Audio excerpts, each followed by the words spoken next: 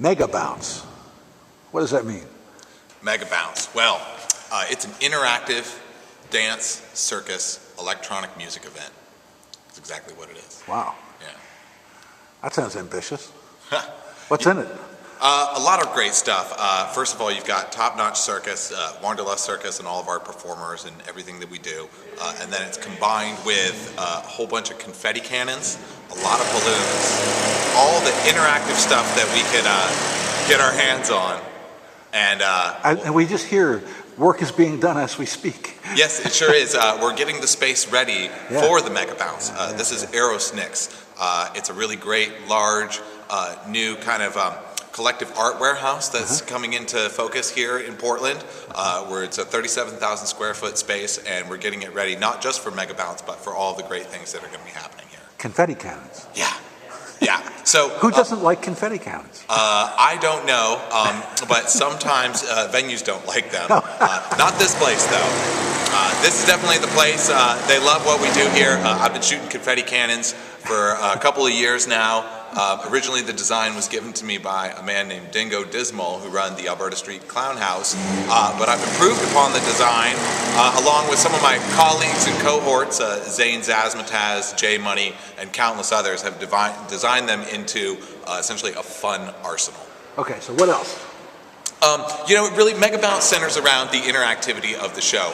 The music that we like to use is dubstep, and it is primarily focused around a drop. Now, when I say a drop, what I mean is that the music ramps up, there's a little bit of a break, and then it just comes in full force with lots of bass and whatever else they're giving you. So we take the circus and we make sure that our impactful parts happen right on that drop, so that we create this experience for the audience that's just face melting and mind blowing. Wow. Jeez. Yeah. So what does the audience do during these things? Well, there's a whole lot of rocking out. We like people dancing, of course. Sometimes all they can really manage to do is stand there with their mouth open and gawk at what's going on.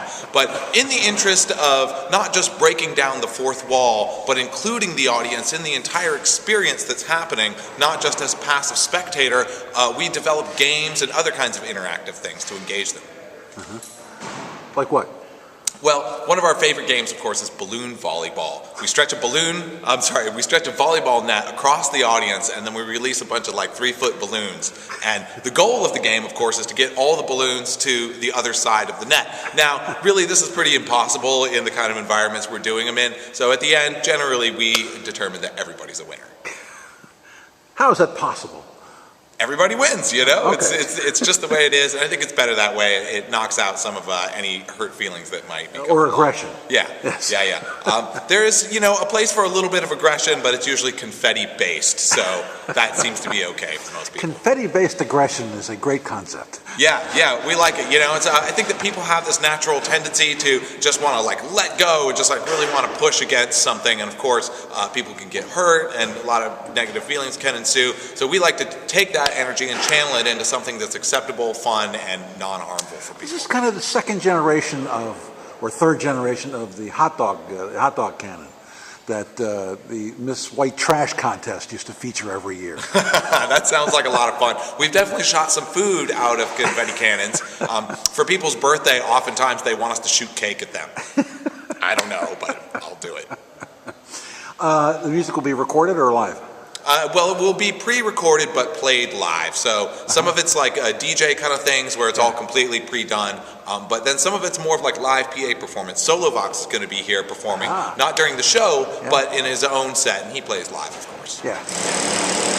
And what do you do? What are you going to do? Oh, I'm going to be running around like a chicken with its head cut off, just trying to keep the whole thing together and make sure that all these drops get hit and that every member of the audience just gets to experience a seamless, interactive explosion of energy. And what is Noah Mickens going to be doing? He's going to be dressed up like a zebra, running around, lots of pointing, some shouting, and just making sure that the audience is properly guided through this experience that we're creating for them. That's almost enough. Yeah, well, we like to think of it as possibly even too much.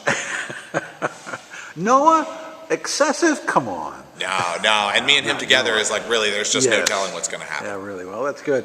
All the details are on this page. If there's one thing that you would like people to take away from that evening? What is it? That the possibilities are limitless.